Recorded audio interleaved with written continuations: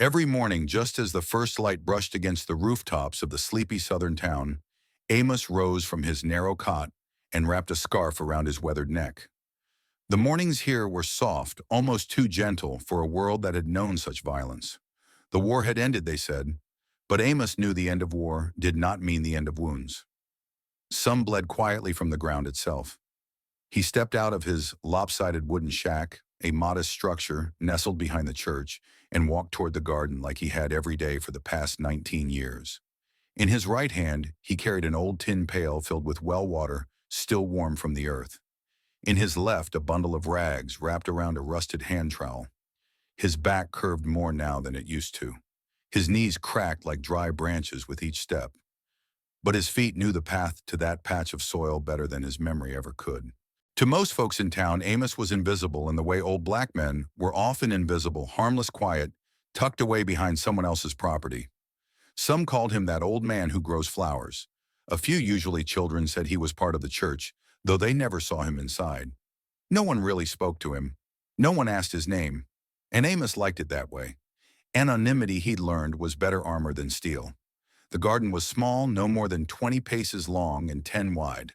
But to Amos, it was a world of its own. Rows of marigolds, lilacs, and morning glories swayed gently in the breeze, their roots nestled in soil he had turned over with his own hands. He didn't grow vegetables like the other folk. No tomatoes, no squash, just flowers. Bright, bold, unnecessary flowers.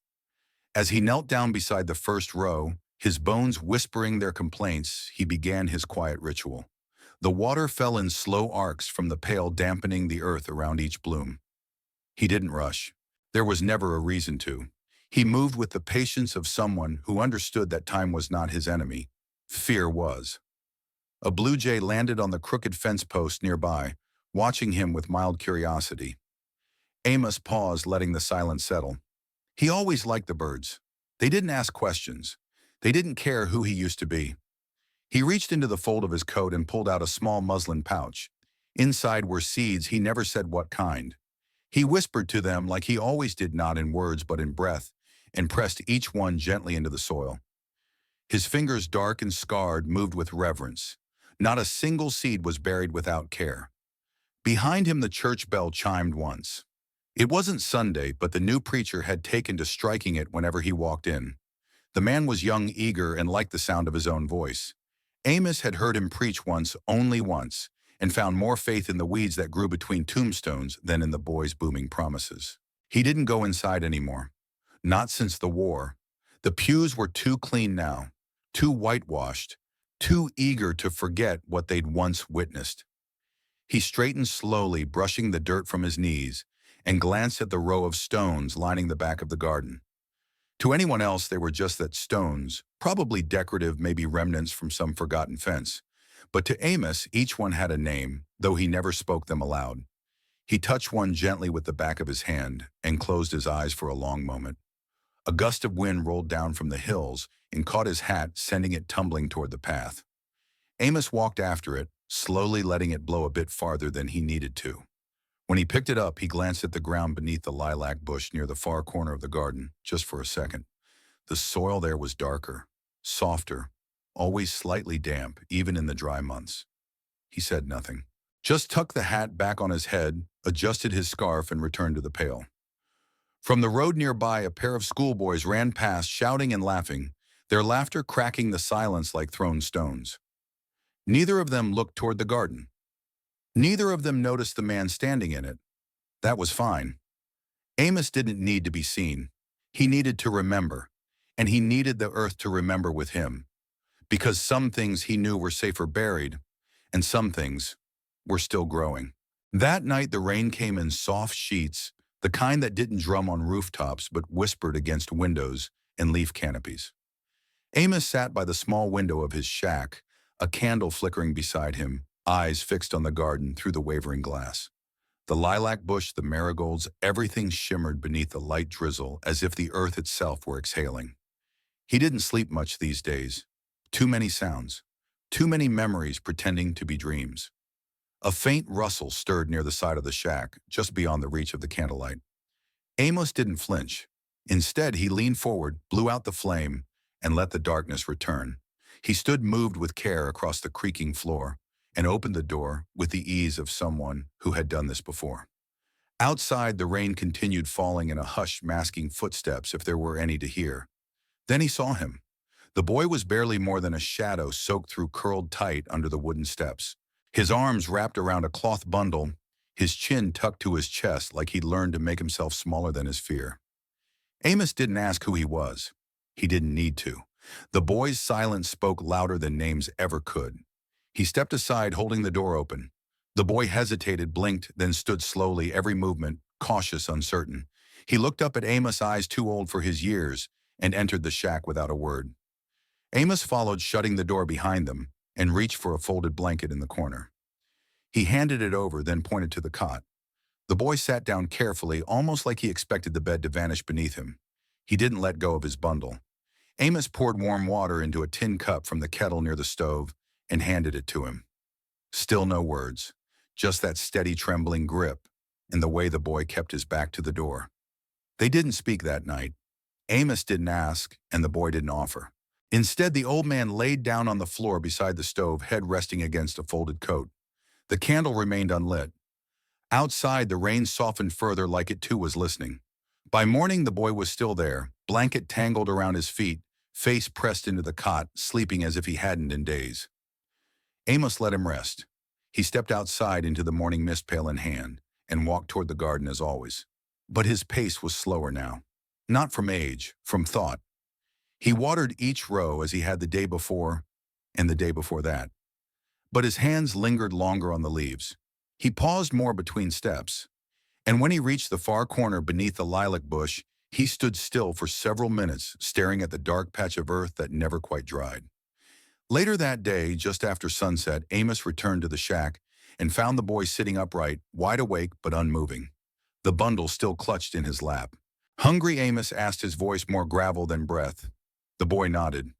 Amos served him a bowl of cornmeal porridge with a bit of salt and molasses. The boy ate slowly, like he wasn't sure when the next meal might come. Then between spoonfuls, he finally spoke. "My name's Josiah," he said, barely louder than the crackle of the stove. Amos gave a slow nod. "You're safe here." Josiah didn't reply, but his shoulders dropped just a little. That night, Amos didn't sleep on the floor. He sat on the stool by the window, watching the moon rise behind the church's steeple. Josiah curled up on the cot, one hand still wrapped around the cloth bundle. Sometime before dawn, Amos stood and walked barefoot into the garden. He didn't bring a pail, just a lantern dimly lit and held low. He moved along the rows, then turned toward the lilac bush. With a quiet grunt, he knelt by the base of the plant and brushed aside a thin layer of leaves. The soil beneath was damp, loamy, familiar. He reached down and found the edge of something solid, a flat stone rectangular set seamlessly into the earth. His fingers moved across its surface until they found a small groove, almost invisible, carved years ago, with a blade he no longer carried. His hand hovered there a moment. He didn't lift the stone. Not yet. Instead, he pressed his palm flat against it, closed his eyes, and whispered a name no one else alive would remember. Behind him, the candle in the shack flickered to life. Josiah stood at the doorway, watching. He said nothing. Amos didn't turn. But in the quiet between them, something unspoken passed, something heavier than stone and deeper than roots, a knowing. And the garden once again held its breath.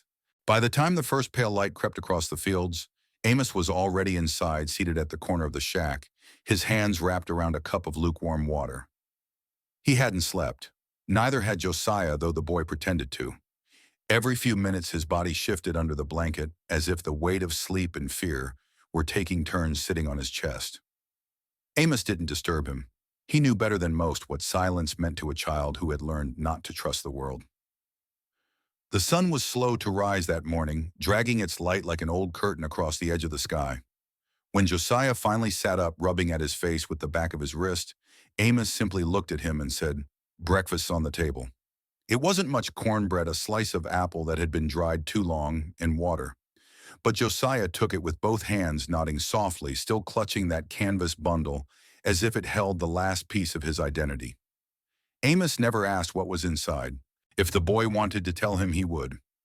After they ate, Amos pushed open the door and stepped out into the cool air. The rain from the night before had darkened the soil, and the scent of wet lilac hung thick in the air. Josiah followed him without a word, barefoot and cautious, his eyes constantly scanning the space around them. The garden looked quiet, but Amos noticed the slightest thing. A small clump of earth near the back corner had shifted. Not much, just enough to say someone had been watching. He didn't let it show in his face. Instead, he gestured toward the row of marigolds and handed Josiah a trowel. "Ever planted a flower?" he asked. Josiah shook his head. Amos didn't explain. He simply knelt, showed him how to dig gently, how to turn the soil without harming the roots, how to tuck a seed in the ground like you were wrapping something precious inside a warm blanket. Josiah watched carefully, mimicking the motion. The boy's hands were small but steady, determined, like he needed the dirt to believe in him.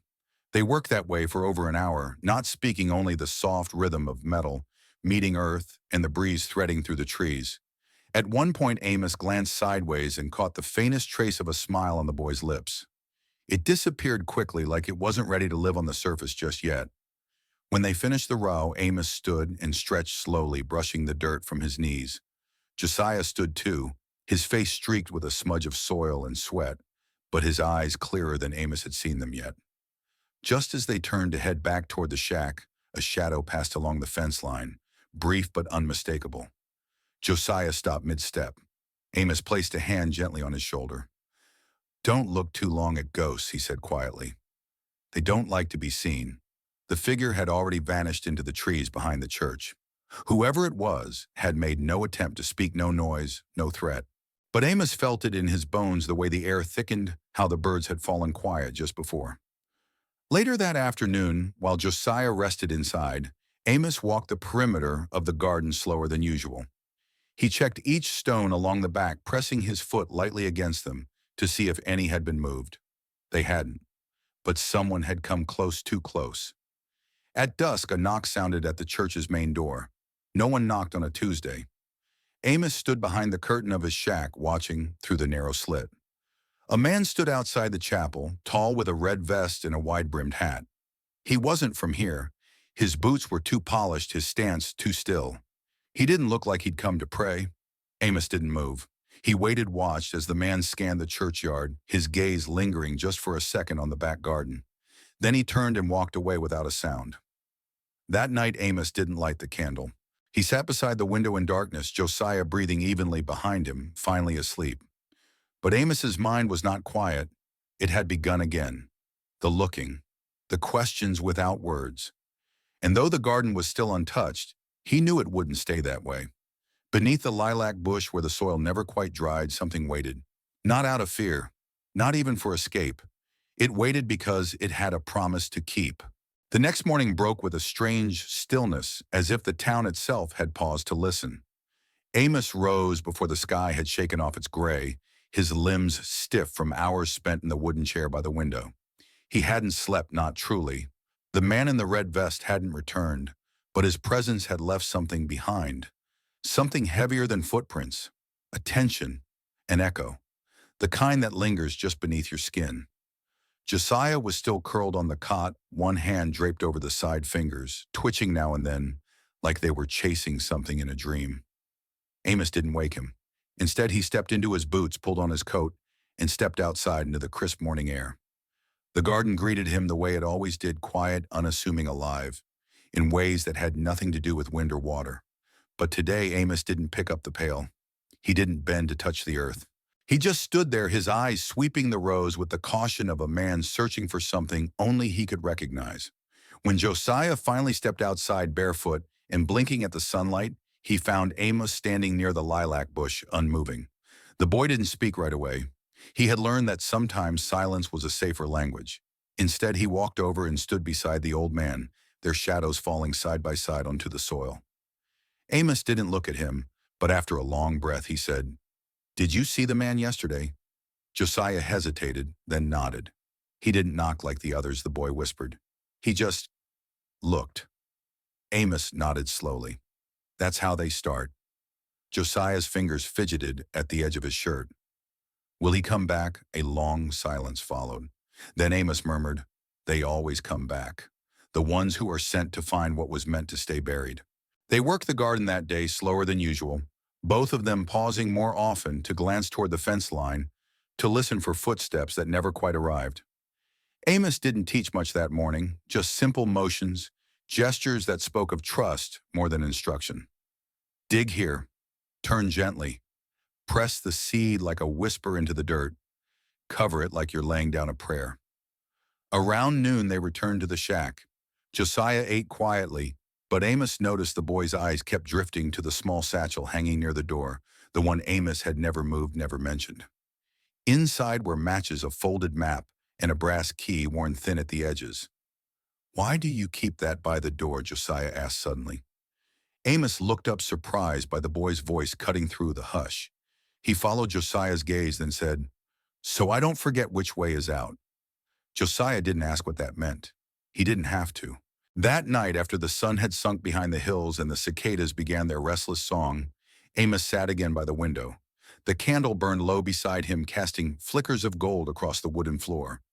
Josiah sat cross-legged nearby, thumbing through a worn book. Amos had given him a Bible with no cover, and someone else's name scratched faintly on the first page. Outside, something shifted. Not a voice, not footsteps, just a change in the air, like breath being held. Amos stood slow and deliberate and stepped outside. Josiah followed bare feet, making no sound on the cool dirt. They walked to the edge of the garden together where the lilac bush swayed gently, even though there was no wind. Amos knelt. With a hand that had grown rough from years of digging and planting, he brushed aside the loose leaves and found the stone again, the one that never shifted, the one whose weight had always been heavier than it looked. Josiah stood behind him watching. Amos didn't open it. He simply placed both palms flat against it, as if to feel whether the earth beneath was still breathing. Then, for the first time since the boy had arrived, he turned and looked him full in the face. "There may come a night," Amos said, voice low and steady, "when this place won't be safe. When you'll need to follow the way I show you, even if I'm not here." Josiah didn't speak, but his chest rose and fell with quick, shallow breaths. Amos nodded once. Not tonight, but maybe soon. He stood, dusted the dirt from his hands, and walked back toward the shack. Josiah lingered a moment longer, staring at the stone, at the soil around it, trying to see what Amos had seen all these days. The moon was high by the time they both lay down, but neither of them closed their eyes, because something had changed. Not outside the garden, but within it. And both of them knew that the ground beneath their feet was no longer just earth, it was memory and warning and promise waiting to be tested. The next day began with a breathless hush, the kind of quiet that doesn't feel peaceful but expectant, like something was watching, waiting, deciding whether to come closer or turn away. Amos felt it before he opened his eyes. The air was heavier, the birds slower to sing. Even the wind, when it passed through the slats in the shack, seemed to move more carefully than usual. Josiah stirred on the cot beside him, the blanket twisted around his legs. He didn't speak. Neither did Amos.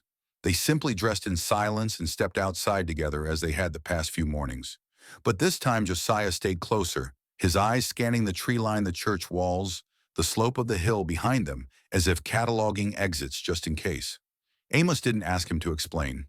The boy had learned too quickly, too young, what it meant to sense danger, not with your eyes, but with your bones. They reached the garden, and Amos paused by the lilac bush. The ground nearby had shifted again, not in a dramatic way. No footprints, no signs of force, but the way loose earth sags when something heavy has passed too close. He crouched, ran his fingers along the base of the plant, and found a strand of dry grass bent unnaturally, pointing toward the fence. "They're getting bolder," Amos muttered almost to himself. Josiah knelt beside him. "What if they find it?" Amos looked at him, not with fear, but with something heavier, resignation maybe, or memory. "They've found it before. Just never knew what they were looking at." They worked quietly through the morning. Amos gave Josiah more responsibility, showing him how to move the rocks without shifting the weight beneath, how to trace the outline of the hidden door without leaving a mark. It wasn't just gardening anymore. It was rehearsal, preparation, an unspoken passing of a role neither of them had ever asked for. Around midday, a commotion rose from the road near the general store. Laughter, boots stomping on dust, a horse's hooves striking unevenly.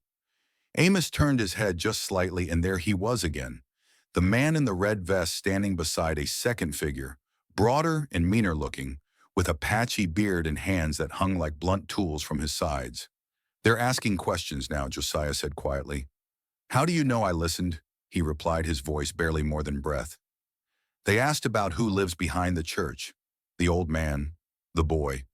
Someone said we keep to ourselves, don't talk much." The man in red smiled. Amos closed his eyes for a long moment. That evening, as the last light bled out of the sky, Amos pulled a small satchel from beneath the floorboards of the shack and handed it to Josiah.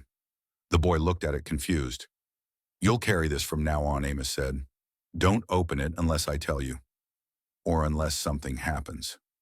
Josiah nodded slowly. His fingers clutched the fabric like it might vanish if he didn't hold tight enough. They didn't eat dinner that night. Neither of them was hungry. Instead, they sat by the garden as the moon began to rise, casting pale light over the rows of flowers. The marigolds glowed faintly, and the lilacs stirred like sleepers in a restless dream. "Why do you do it?" Josiah asked suddenly, his voice small but steady. "All this, hiding, digging, helping." Amos took a long time to answer. "Because someone did it for me," he said. "When I was your age, I ran too. And I found a door beneath a tree behind a barn on a night just like this. A woman opened it. She never said her name. She just gave me bread, a blanket, and told me where to crawl. I never saw her again." He paused, letting the words settle. "But every time I touched the soil," he continued, pressing his hand into the dirt beside him, "I remember her hands. That's what stays. Not faces, not names. Just the hands that kept you alive." Josiah didn't reply, but he leaned closer, his shoulder touching Amos's. For the first time, he didn't look away from the lilac bush. From the shadows beyond the garden, a branch cracked, then silence, then a breath that didn't belong to the wind. Amos stood slowly and without urgency, and walked toward the shack. "Time to stay inside," he said gently, not with fear, but with certainty. Josiah followed the satchel, now tied tightly at his side. The garden remained behind them, still beautiful and trembling just slightly in the moonlight, as though it too had heard the sound beyond the trees, and understood some roots go deep, not to anchor, but to shelter what must survive the coming storm. The sound of that branch breaking never quite left them. Even after the shack door was closed and bolted, even after Amos checked the lock twice and placed the lantern in the far corner of the room, the air inside felt thinner, like something had crept in alongside them, not through the door, but through the silence. Josiah sat cross-legged on the floor, his eyes fixed on the satchel now lying beside him. He didn't touch it. He didn't ask questions. He just waited. Amos didn't pace. He wasn't the kind of man who let worry dance visibly across his body. But he did something Josiah hadn't seen him do before he removed the coat he always wore, folded it slowly, and laid it across the back of the wooden chair near the window as if freeing himself of something heavier than wool. Outside, the wind picked up, not loud, just steady, and with it came a scent that didn't belong to the season, burned rope, wet iron tobacco left too long in someone's pocket. Amos stepped closer to the window, lifted the edge of the burlap curtain with 2 fingers, and looked toward the church. There were no torches, no dogs. Just 3 men standing in the gravel path that ran alongside the chapel. One of them, Reese, the man in the red vest, was crouched low, running his hand along the ground near the stone fence. The second was the broad-shouldered man with the beard dragging a chain through his fingers like it was a leash waiting for a throat. The third was thinner, wiry, and silent, but his hand never left the grip of the revolver at his hip. They weren't searching anymore. They were closing in. Amos let the curtain fall, then turned to Josiah. His voice was calm, but there was a gravity beneath it, like a chord struck low and deep on a piano. "Tonight," he said, "you're going to learn the way out." Josiah didn't argue. He stood quickly, grabbing the satchel and tying it tighter across his chest. Amos lifted the edge of the floorboards near the corner of the room, revealing a hollow space lined with packed dirt. From it, he pulled a small lantern, already lit but covered in a wrapped bundle of cloth. Inside, matches, dried bread, a compass, and a sheet of paper with markings hand-drawn in faded ink. He handed Josiah the compass and the paper. "The tunnel doesn't run straight," he explained. "It curves, doubles back in places. That's what's kept it hidden. But if you keep your left hand on the wall and follow the map, it'll bring you out to the river tree. Big cypress, hollow trunk. You'll know it when you see it." Josiah looked up at him. "What about you?" Amos didn't answer right away. He reached down into the hole once more and lifted a small wooden box no bigger than a loaf of bread. He pressed it into Josiah's hands. "Whatever happens," he said, "don't let them have this. Even if they catch you. Even if I don't come." The boy's lips parted, but the words caught behind them. Instead, he nodded just once sharply and held the box like it was something holy. They moved quickly after that. Amos pulled aside the rug beneath the cot, revealing a trap door that blended so perfectly into the wood, even dust had trouble settling in the seams. He opened it with care and led Josiah down the first few steps into the earth. The smell was familiar now, damp soil-stone memory. Amos lit the lantern fully, then crouched beside the boy. "Stay low. Walk quiet. If you hear anything behind you, don't turn around. Keep going. You only stop when your hands feel bark instead of stone." Josiah clutched the box tighter and whispered, "You'll follow." Amos looked at him then, and for the first time his eyes betrayed the truth he wouldn't. "Not yet. Maybe not ever. I'll make sure no one sees where you went," he said gently. "That's my job." And then without ceremony, without a goodbye, Amos reached up and closed the trap door, sealing the boy in shadow. Up above, he moved quickly. The men had made it to the garden now. They were spreading out their boots, pressing into the soft earth like accusations. Reese approached the lilac bush, his eyes narrowing. Amos stepped out of the shack, straightened his back, and walked into the garden. He didn't run. He didn't raise his hands. He simply stood there between them and the place where roots had long since grown into tunnels, and said the only thing that still had weight: "This land belongs to no one who carries chains." The men didn't understand, but the ground beneath their feet did. And somewhere deep beneath the flowers, a boy moved silently through the dark, guided not by light, but by the memory of hands that had once taught him how to grow things where nothing was meant to survive. Dawn arrived slower than usual, as if the sky itself had to convince the world it was worth waking up for. A thin mist clung to the edges of the trees, curling through the branches like smoke that had nowhere else to go. The town was quiet, too quiet. Even the bells of the church remained still, as though they too were holding their breath. In the garden behind the chapel, the soil had been torn. Rows once lined with careful hands and quiet reverence were now broken, crushed under boots that knew nothing of gentleness. The lilac bush had been trampled, its blossoms scattered like pieces of something sacred that could never be put back together. But there was no blood, no body, only absence. Amos was gone. No one saw him again, not that morning, not the next, not in the days that followed. The men who had stormed the garden didn't speak of it. They left before sunrise, eyes hollow, faces drawn tight like the world had given them something too strange to explain. Reese, the man in the red vest, was the last to leave.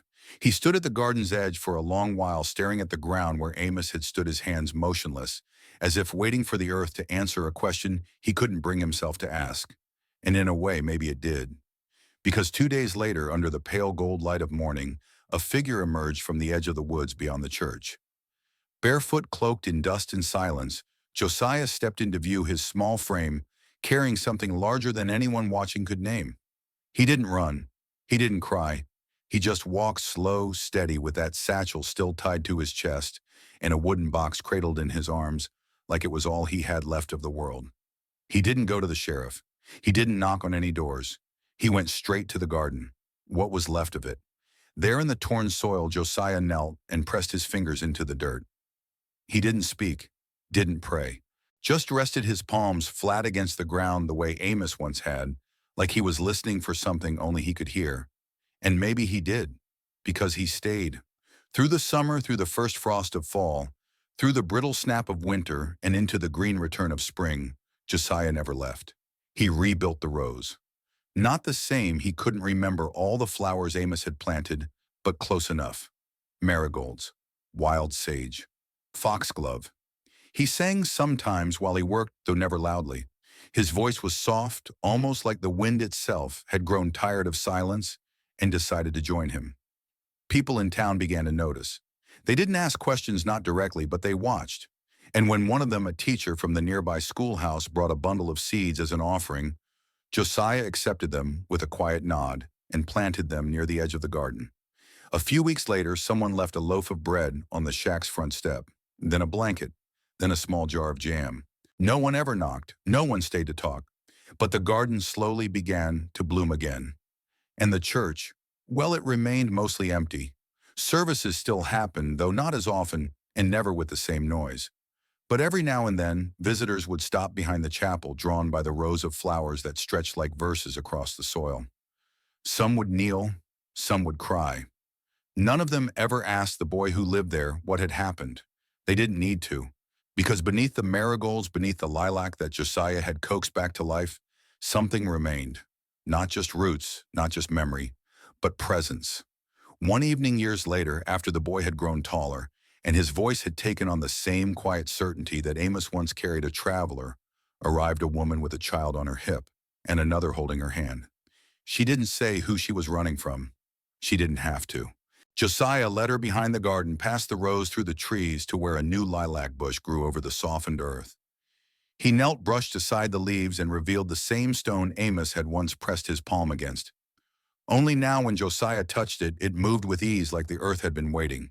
And as the woman crawled into the dark beneath, whispering thanks he would never ask for, Josiah looked up at the sky and said the only words that mattered: "You showed me the way. I'll keep it open, because some gardens aren't just planted. Some are passed down seed by seed, hand to hand, so that even in the darkest soil, something sacred can still rise." Even after Amos was gone, something deeper than footsteps remained. The soil remembered him, not because he asked it to, but because every seed he planted carried intention. Every silence he held created space for another life to breathe. You see, some people speak loudly with words. Others leave their mark in the way they stand still, refusing to move when it matters most. Amos was one of those men, a quiet guardian, a gardener of freedom. And Josiah, he didn't just survive. He inherited something. No one could take a path not paved in stone, but memory. The kind that lives in gestures, not monuments, in actions, not names. This story isn't just about escape. It's about what it means to carry forward the invisible. About how liberation is not always loud, it can be whispered underground, passed from one set of hands to the next like a root system holding the world together beneath our feet. Thank you for watching. If this story meant something to you, pass it on. Because some legacies don't ask to be remembered, they just quietly keep growing.